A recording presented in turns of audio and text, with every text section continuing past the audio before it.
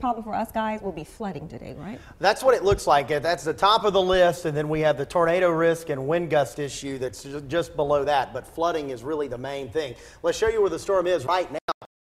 Northwest of Tampa. This is 35 miles now east-southeast of Cedar Key as of the 5 o'clock advisory. Notice the forward motion continuing to increase, now at 18 miles per hour. The pressure's up to 965. This is typical. It's now interacting with land and is weakening.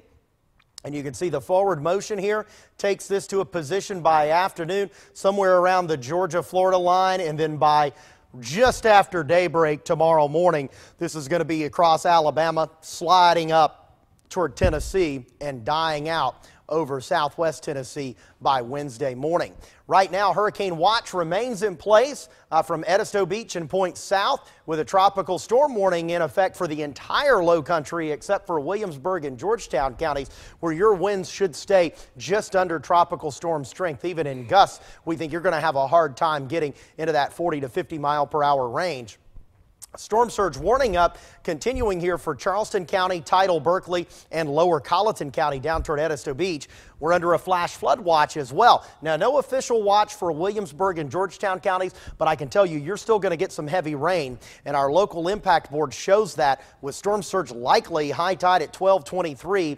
We're going to see 30 to 40 mile per hour winds inland with gusts to 50, 35 to 45 mile per hour winds along the beaches with gusts to 55. That could do some tree and power line damage because the ground is already so wet, and we're going to see such a high amount of rainfall and the tidal flooding too, just to kind of loosen up the tree roots along the coast in particular. So there will be some power outages, I think, during the day today because of that. We're also watching that risk of a tornado or two coming up as we head toward after sunrise and through the day today. But the tide is our main concern. With our major flood stage at 8 feet in Charleston Harbor, we're expecting 12:23 to be the high tide today, and that should peak out somewhere between 10 and 12 feet. For perspective, Hurricane Matthew and Hugo down here. Matthew maximum tide level in Charleston Harbor was at 9.28 feet. Hugo was at 12.5. That's the long-standing record. Today's tide is expected to peak somewhere between those two. So there will be fairly significant standing salt water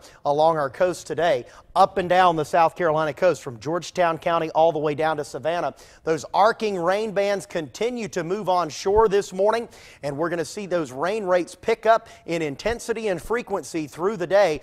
Light rain now overspreading Charleston County. Once again, had a little bit of a break about an hour ago. Moderate to heavy rain continuing back west of I-95, but lighter rain now across inland portions of Berkeley, Dorchester, and Colleton counties. Still some pretty heavy showers moving through southern Williamsburg County. Georgetown getting a little bit of a break, but this batch of rain is about to move onshore.